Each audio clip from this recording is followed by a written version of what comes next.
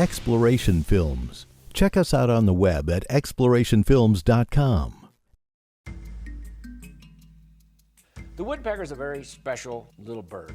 The beak of a woodpecker is like industrial strength. It is stronger than other birds' beaks. He has special feet. Most birds have 3 toes out the front, 1 toe out the back. Woodpecker has 2 toes out the front, 2 toes out the back, and that's so he can climb around on a tree trunk, a vertical tree trunk, right side up, upside down, sideways. He can crawl any way he wants to. He has special tail feathers. His tail feathers are different than other birds' tail feathers. They're more resilient, they're spongy, and they're very strong and tough because he tripods himself with his 2 feet and his tail feathers so that he grabs a hold of that tree, fans out his tail feathers, and then bangs his head into the tree. Now you would think that a woodpecker would go home every night and say to Mrs. Woodpecker, "Oh, I got this headache, I was banging my head on a tree all day." But he doesn't. Why? Well, because God made him with special equipment. For instance, between his beak and his skull, there's a piece of cartilage. It acts as a shock absorber. His skull is the thickest bone per body weight of any creature.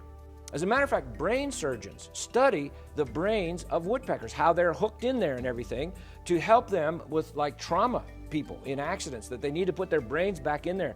And so they study woodpeckers. The woodpecker, with his strong skull and his shock absorber and his strong beak and his tail feathers and his feet, he's all ready to go except for one thing.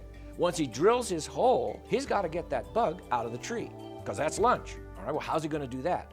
Well, most birds, their tongue goes right to the tip of the beak. A woodpecker's tongue goes as much as 10 inches out of his beak. Now why? Well, because he's going to drill the hole, find the bug tunnel down in the tree, stick his tongue down in the tunnel, and drag the bug out. Now you would have to say, could I stick my tongue down a hole in a tree and drag a bug out? Of course not. Well, how does the woodpecker do that? Well, God made the woodpecker with little barbs on the tip of his tongue, and he will literally stab that bug larva down in there because it doesn't want to come out. But in case that's not enough, he has a little glue factory in his tongue that manufactures precisely the right glue to stick to the bug, but it doesn't stick to his beak.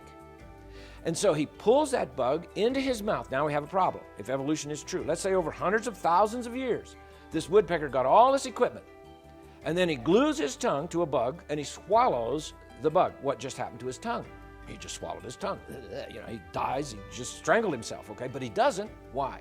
Well, because as he brings the bug into his mouth, he has another little factory that manufactures the solvent to dissolve the glue. So he dissolves the glue, loosens up the bug, swallows the bug. God made him that way. Woodpeckers, when they peck, they open their eyes between each peck and they aim their beak, they focus, they aim their beak, they close their eyes, and then they hit the tree. So you hear a woodpecker out there, he's going drr, drr. Every time you hear that drr, in between each peck, he opens his eyes, focuses, aims his beak, hits the tree. Why? Well, they used to think it was just to keep the wood chips out. But now the scientists have measured the force of the impact of the woodpecker's head against the tree, and the force is so great that if he did not close his eyes, he would pop his eyeballs out. So I would say, have you ever seen a blind woodpecker? No, they never miss. They never miss, okay? Now, one special woodpecker, the European green woodpecker. I think he's unique in all the animal kingdom. I don't know for sure, but I think he might be. His tongue is different than any other tongue, as far as I know. Our tongue starts in the back of our throat, comes up and out the front. His tongue starts in the back of his throat, goes down the throat, comes out the back of his neck, up over the top of his head. It's under the skin, comes out a little hole between his eyes, goes in one of his nostrils, and then comes out of his beak.